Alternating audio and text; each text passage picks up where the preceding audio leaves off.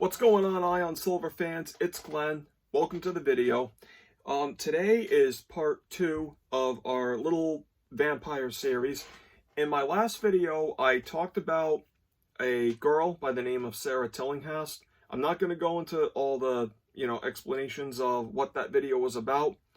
I'm just going to say, if you, to understand what's going on in this video, I would recommend going back and watching part 1 of Sarah Tillinghast, because I'm going to be going over the scientific explanations of why they thought Sarah was a vampire. So you might want to go back and watch that video to understand what's going on.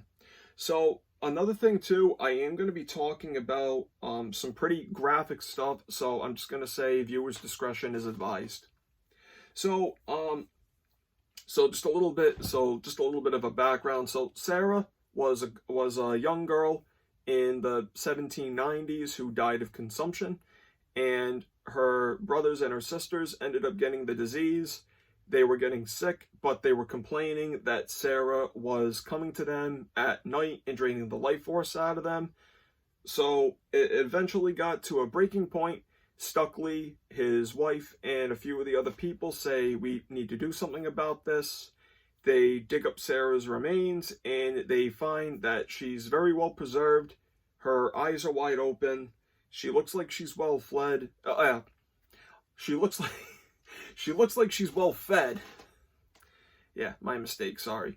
She looks like she's well fed, and she's also bleeding when they cut her chest open to get her heart out. Okay, so let's talk about the first one. Her skin looks very fresh looking, and she was buried in the ground for 6 months, and it looks like she's very well preserved, and her skin's like very fresh looking. So this actually comes from Mark Benecke, and I wanted to mention something.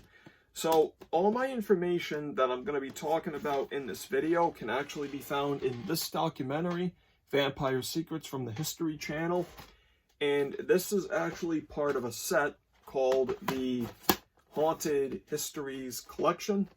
And I actually got this years ago at FYE. You can get this on Amazon, and you can also buy the vampire documentary separately. Although I am going to say they are limited on these, and they're actually kind of difficult to find. I'll have links down below to where you can get both of these later down in the description if you want to go check them out. But without any further ado, back to the story.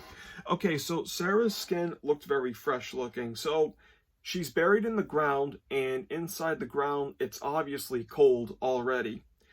And when she died, this was in the autumn, so it went from being somewhat cold to probably extremely cold in the ground.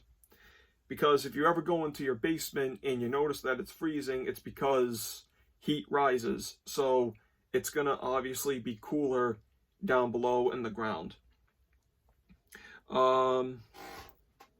So because it's cold and there's also not really a lot of oxygen to really dry up the corpse, that's one of the reasons why sorry for the airplane.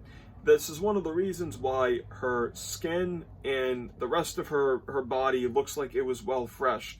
One of the things Mark Benecke says in the documentary is that the time span between the fresh corpse and the skeleton can basically be very, very wrong. It could be 100 years, it could be 200 years, 2,000 years, or even in this case 6 months. And like all those stages in between could make it look like the person's actually alive and healthy in the grave, but in reality they're really not.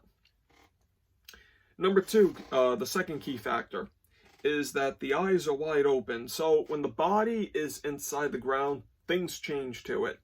The skin dries out and bones get exposed.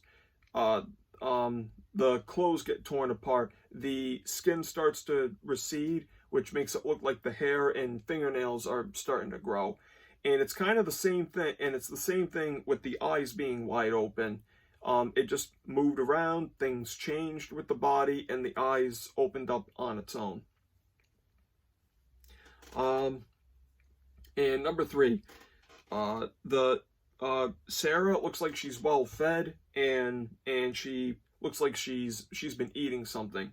So when because she looks very well fed, it means what happened is she has gases building up in her body, and which is causing the body to bloat, which makes it look like it's well fed. Which leads me to number 4, the last one. She bleeds when she's cut.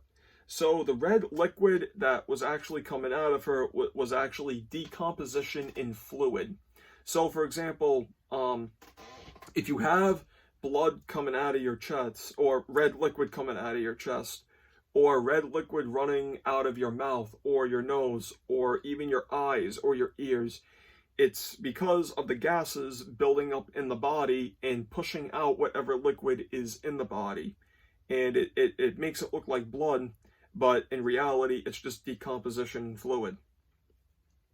So, I know I was going to point out number 4, but I'm going to add this one just because to me, it's very important. The children who had consumption are seeing Sarah at night coming to them even though she's dead. So one of the things I found out is when a person has tuberculosis, or in this case, consumption, one of the things that could happen is it can cause the person to hallucinate. They're not getting the right food, they're probably not getting enough adequate sleep, and it could cause them to hallucinate. A lack of sleep can actually cause somebody to hallucinate, and I can know from personal experience because I used to work 3rd shift. Anyone who's ever worked 3rd shift could probably relate to this. But when you have a lack of sleep, it can cause you to hallucinate. So in conclusion, these are my scientific explanations to why Stuckley and a lot of people during the time period concluded that a well-preserved corpse was a vampire. And I hope you enjoyed this video. I hope it was very informative. And have a very scary day. And until next time, stay ready, stay focused, stay strong.